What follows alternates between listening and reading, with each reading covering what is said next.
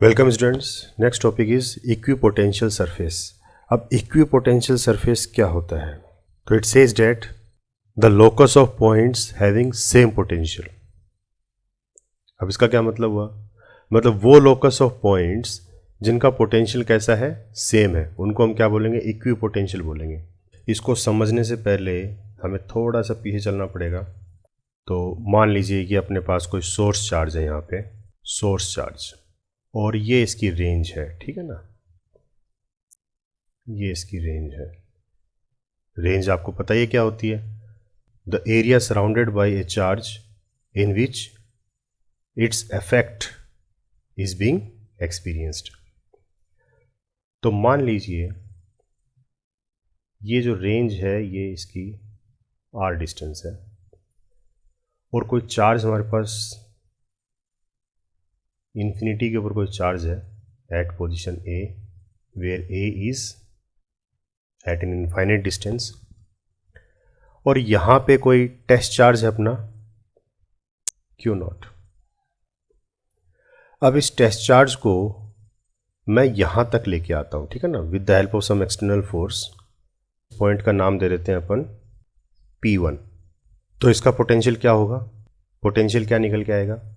Potential at P1 is equal to K Q, where Q is your source charge, upon R, इसको R1 दे देते हैं, ठीक है ना, या इसको R ही रखिए। तो पोटेंशियल एट P1 क्या होगा? K Q, where Q is your source charge, upon R. R is the distance separating the two charges, तो R। ऐसे मान लीजिए एक दूसरा चार्ज है कोई B पॉइंट के ऊपर, जो कि अगेन कहाँ पे? इन्फिनिटी पे है, और उसको मैं जो है इस पॉइंट पे लेके आता हूँ। जैसे इस चार्ज को मैं लेके आया था इस पॉइंट के ऊपर, वैसे इस चार्ज को इस पॉइंट पे लेके आता हूँ। इसका नाम दे देता हूँ मैं P2। तो पोटेंशियल एट P2 क्या होगा? पोटेंशियल एट P2 क्या होगा? K Q अपॉन R, क्योंकि ये डिस्टेंस भी कितना है? R ही है, R डिस्टेंस है। ऐसे मान लीजिए कोई थर्ड चार्ज है, इन्फिनिटी से यहाँ पे लेके आता हूँ P3 पॉइंट के ऊपर, जो कि अगेन कितना दूर है? R डिस्टेंस की दूरी पे है, ठीक है ना। तो इसका पोटेंशियल भी क्या होगा? K Q upon R। तो देखिए ये सबके सब पोटेंशियल क्या आ रहे हैं आपके? सेम आ रहे हैं। इसका मतलब हम कह सकते हैं the locus of points having same potential. Locus क्या होता है? मतलब the points which are equidistant from the central point, a set of points which are equidistant from the centre, ठीक है ना। मतलब वो पॉइंट का एक सेट, ठीक है ना, जो कि सेंटर से बराबर दूरी पे हो, बराबर दूरी पे। तो जाहिर सी बात है इस तरह के पॉइंट्स हमेशा क्या बनाते हैं? सर्कल ही बनाएंगे, ठीक है ना। तो इनको हम लोकस ऑफ पॉइंट्स बोलते हैं। तो ये सारे पोटेंशियल जो है सेम है, ठीक है ना। तो potential at P1 is equal to potential at P2 is equal to potential at P3, ठीक है। ये तीनों सेम पोटेंशियल पे चल रहे हैं, तो इसलिए हम कह सकते हैं the locus of points having same potential. फिर क्या कहता है? Electric potential on every point on the surface is same. मतलब सरफेस के ऊपर सेम होगा पोटेंशियल। तो इसको आप ऐसे समझिए, प्लस क्यू चार्ज है, सोर्स चार्ज, और इसके चारों तरफ जितने भी लोकस ऑफ पॉइंट्स हैं, इन लोकस ऑफ पॉइंट्स इनका पोटेंशियल सेम है, ठीक है ना। P1 यहाँ पे है, P2 यहाँ पे है, P3 यहाँ पे है, तो ऐसे सभी पॉइंट्स का जो है सेम पोटेंशियल होगा। तो इस पूरे सरफेस के ऊपर सेम पोटेंशियल आएगा।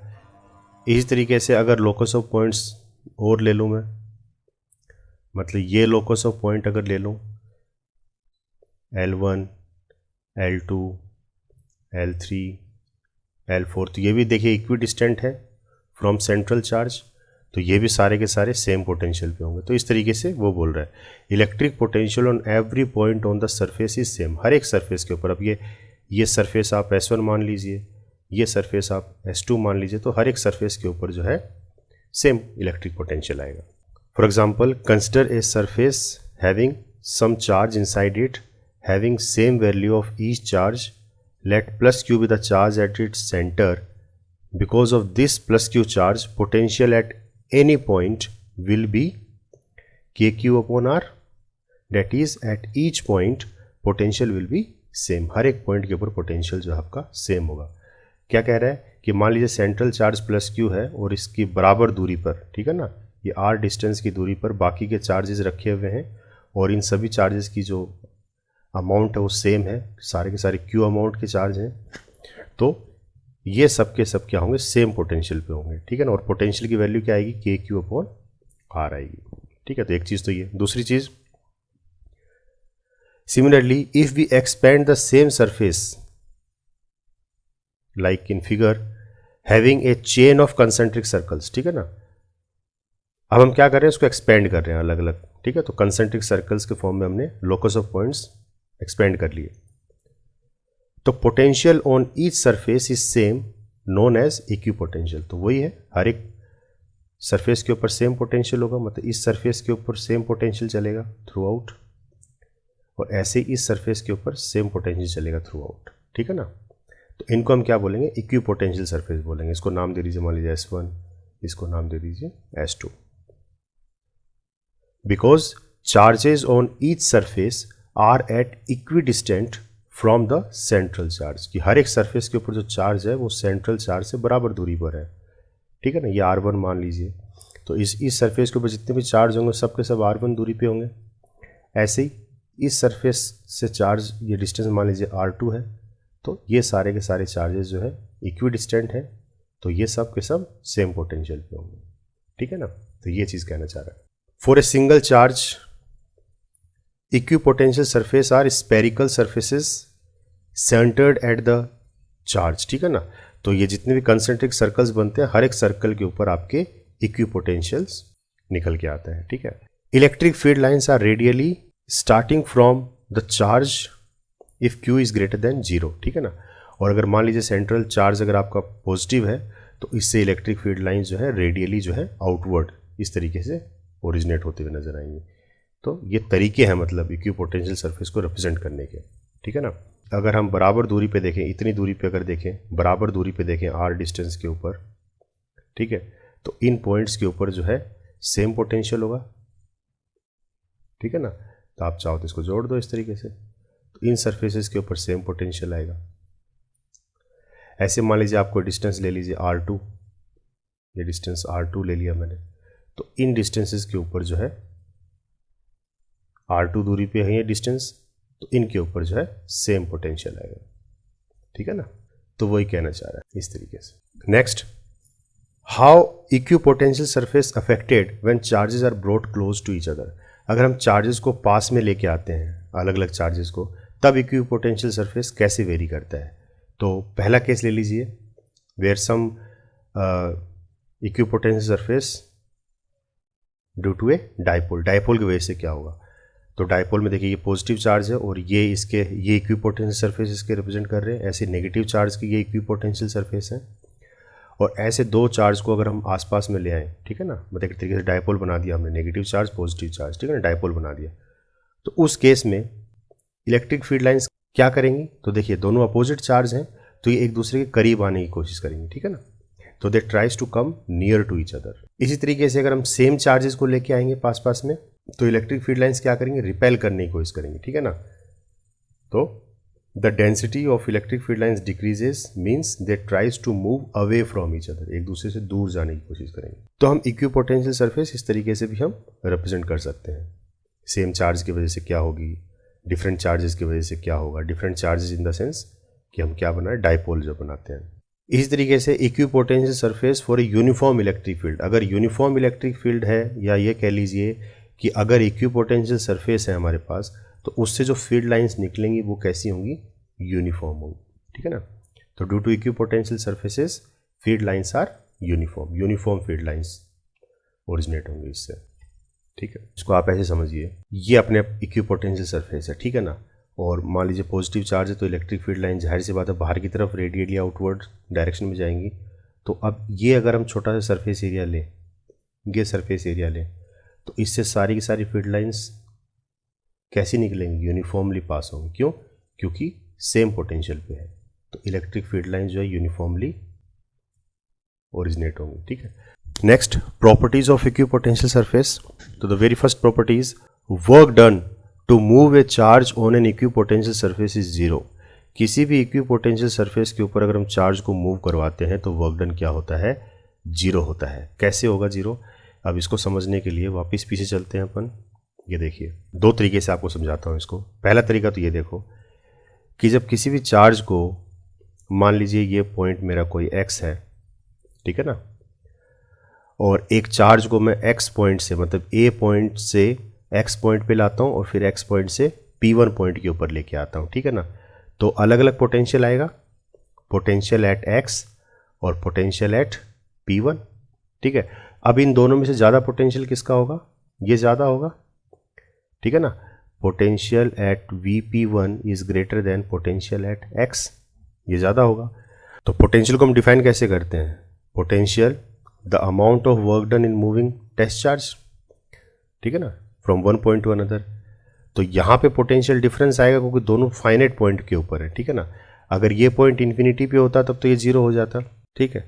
अब क्योंकि फाइनाइट पॉइंट पे है तो पोटेंशियल डिफरेंस कैसे आएगा, तो 2 माइनस फ्रॉम, इस चीज़ को हमेशा याद रखना, इस तरीके से लिखा जाता है ये। तो 2 यानी कि potential at Vp1 minus potential at Vx is equal to work done in moving a test charge Q0, ठीक है ना। तो ये पोटेंशियल डिफरेंस आया, ये पोटेंशियल डिफरेंस आया, ठीक है ना। और यहाँ दोनों पे अलग अलग पोटेंशियल है। हमें पता है कि potential at Vp1 is greater then potential at Vx, ये ज़्यादा है। और अगर यही पॉइंट अगर इन्फिनिटी पे हो जाता तो उस केस में पोटेंशियल एट इन्फिनिटी क्या होता है, जीरो होता है, ठीक है ना। तब भी ये अपना ज़्यादा रहता, भाई ये तो जीरो ही हो गया तो यही ज़्यादा रहता।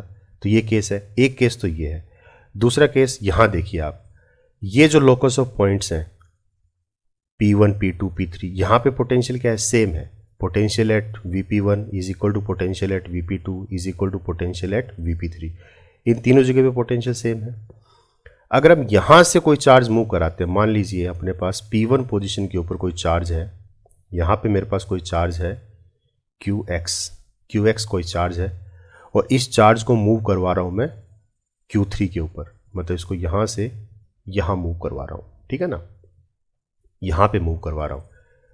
तो पोटेंशियल डिफरेंस कितना आएगा, तो देखिए 2 माइनस फ्रॉम, तो क्या आएगा, Vp3 potential at P3 minus Vp1 potential at 1 is equal to work done upon में चार्ज कितना, कौन सा चार्ज मूव करवा रहे थे, QX, ठीक है ना। अब हमने क्या पढ़ा है कि इक्विपोटेंशियल सरफेस है, इसका मतलब ये पोटेंशियल यहाँ पे क्या है, आपस में इक्वल हैं सारे के सारे। तो Vp3 is equal to Vp1 है कि नहीं, ये दोनों इक्वल हैं। तो इसका मतलब ये क्या हो गया, जीरो। किसके बराबर आया, वर्क डन अपॉन QX। और in another words you can say work done is equal to zero, work done is equal to zero. तो यही कहना चाह रहा है कि किसी भी इक्विपोटेंशियल सरफेस के ऊपर जब हम चार्ज को मूव करवाते हैं तो वर्क डन क्या निकल के आता है, जीरो निकल के आता है। तो यही कह रही है हमारी पहली प्रॉपर्टी कि work done to move a charge on an equipotential surface is zero. किसी भी इक्विपोटेंशियल सरफेस के ऊपर जब आप चार्ज को मूव करवाओगे तो वर्क डन आपका क्या रहेगा, जीरो रहेगा। तो इन्होंने क्या माना है कि मान लीजिए ये कोई हमारा इक्विपोटेंशियल सरफेस है और इसके ऊपर ए पॉइंट पे एक चार्ज है जिसको हम शिफ्ट करवा रहे हैं बी पॉइंट के ऊपर, ठीक है ना, where potential at A is equal to potential at B, दोनों इक्वल है।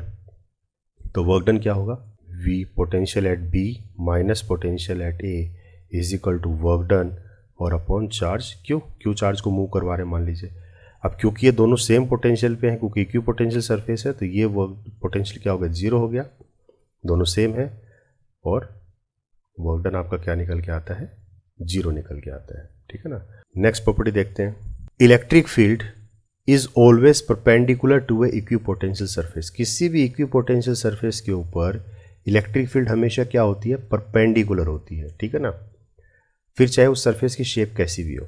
And point in the direction of decreasing potential, और किस तरफ पॉइंट आउट करती है, जिस तरफ पोटेंशियल आपका डिक्रीज हो रहा हो उस तरफ जाती है। ठीक है, अब इस चीज़ को प्रूव करना है। तो मान लेते हैं कोई हमारे पास सरफेस है, ठीक है ना, ये कोई सरफेस हमारे पास जो कैसा है, इक्विपोटेंशियल सरफेस है। तो consider an equipotential surface and electric field passing through it is making some angle theta. ठीक है ना, तो मान लेते हैं कि ये हमारे पास कोई इक्विपोटेंशियल सरफेस है, ठीक है ना, और इसके ऊपर इलेक्ट्रिक फील्ड जो है नॉर्मल ना जाकर कोई सर्टेन एंगल बना रही है। ठीक है ना, तो ये तो इसका हो गया प्लेनर एरिया, ये प्लेन हो गया, और इस प्लेन के साथ कुछ एंगल बना रही है इस तरीके से।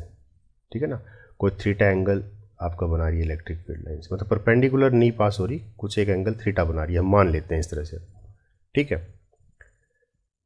अब क्या करेंगे, इस इलेक्ट्रिक फील्ड लाइन्स को इन टर्म्स ऑफ कंपोनेंट्स आप इसको रिजोल्व कीजिए इन टर्म्स ऑफ कंपोनेंट्स। तो हमारे पास दो कंपोनेंट सामने आएंगे, ये वाला कंपोनेंट क्या होगा, ई कोस थीटा, और ये वाला कंपोनेंट क्या होगा, ई साइन थीटा। ठीक है, और मान लीजिए यहाँ पे कोई टेस्ट चार्ज है क्यू नॉट, और इसको हम मूव करवा रहे हैं इस सरफेस के ऊपर। ठीक है ना, ये हमारा वर्क डन है, मतलब ए पोजीशन से और बी पोजीशन तक इसको मूव करवा रहे हैं। ठीक है, तो कोई स्मॉल डिस्टेंस हम मूव करवा रहे हैं इसको dx। तो जो दो कंपोनेंट हमारे सामने आए, कौन कौन से आए, ई कोस थीटा जो कि क्या है, इस सरफेस के साथ पैरेलल है, दूसरा कंपोनेंट ई साइन थीटा जो कि सरफेस के साथ परपेंडिकुलर है। ठीक है ना, due to E cos theta charge Q moves from A to B. ठीक है ना, और इस वाले इलेक्ट्रिक फील्ड, ये जो कंपोनेंट है जो प्लेन के साथ है, इस कंपोनेंट की वजह से चार्ज जो है हमारा कैसे मूव कर रहा है, from A point to B point, ये मूव कर रहा है इस तरीके से चार्ज। ठीक है ना, to a very small distance dx। तो इसमें जो वर्क डन आएगा वो अपन कैलकुलेट करेंगे। तो consider a small amount of work done in moving the test charge q naught from one point to another on a equipotential surface when some external force is applied. ठीक है ना, तो ए से B point पे हम कोई charge move करवाएंगे, test charge, with the help of some external force. तो बाय डेफिनेशन वर्क डन क्या होगा, फोर्स इनटू डिस्प्लेसमेंट, तो एफ डी एक्स और एफ डॉट डी एक्स, तो इसको ओपन करेंगे तो क्या बन जाएगा, F d x cos theta. और फोर्स और इलेक्ट्रिक फील्ड में क्या रिलेशन है, तो हमें पता है कि F equals to E q naught, तो वही हमने रख दिया एफ की जगह, क्या रख दिया, ई q not D x cos theta. ठीक है ना, ये आएगी इक्वेशन 1। अब हमें पता है कि इक्विपोटेंशियल के ऊपर अगर हम वर्क डन करवाते हैं तो वर्क डन क्या आता है, जीरो आता है, तो वर्क डन तो जीरो हो गया, इसका मतलब ये पूरी इक्वेशन जो है किसके बराबर हो गई, जीरो के बराबर हो गई। अब ये पूरी इक्वेशन मेरी जीरो है, अब इसमें क्या चीज़ जीरो हो सकती है कि ये पूरा फैक्टर मेरा जीरो हो जाए, तो देखिए dx क्या है, स्मॉल डिस्टेंस है, ये तो जीरो हो नहीं सकता क्योंकि मैं चार्ज को मूव करवा रहा हूँ ए पॉइंट से बी पॉइंट, स्मॉल डिस्टेंस मैंने मूव करवाया है, तो dx कैन नॉट भी जीरो। ऐसे टेस्ट चार्ज ये भी जीरो नहीं हो सकता क्योंकि ये तो हमने लिया ही है जिसको हम मूव करवा रहे हैं, तो again test charge can not भी जीरो। इलेक्ट्रिक फील्ड जीरो नहीं हो सकती, क्यों, इक्विपोटेंशियल सरफेस हमने लिया है, तो जाहिर सी बात है उससे कुछ ना कुछ तो इलेक्ट्रिक फील्ड लाइंस निकलेंगी, तो इलेक्ट्रिक फील्ड लाइंस भी जीरो नहीं हो सकती। ठीक है, तो क्या चीज़ जीरो हो सकती है, कोस थीटा जीरो हो सकता है। अगर एक भी फैक्टर जीरो हो गया तब ये इक्वेशन जीरो बन जाती है।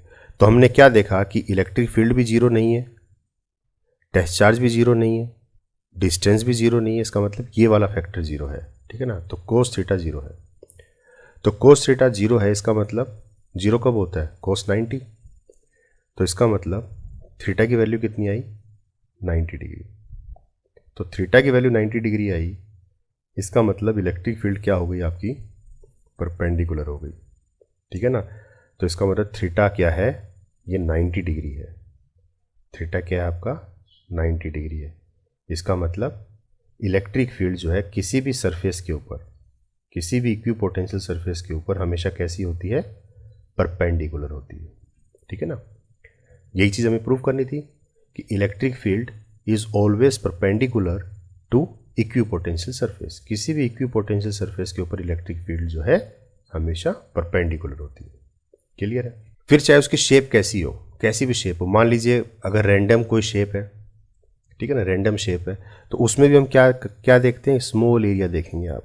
तो स्मॉल एरिया हमेशा कैसा होता है, यूनिफॉर्म होता है, और उससे भी हमेशा क्या निकलेगी, इलेक्ट्रिक फील्ड लाइंस परपेंडिकुलर निकलेगी, ठीक है ना, तो 90 डिग्री। थर्ड पॉइंट क्या कहता है, no two equipotential surface intersect, कोई भी दो इक्विपोटेंशियल सरफेस जो है आपस में इंटरसेक्ट नहीं कर सकते, ठीक है ना।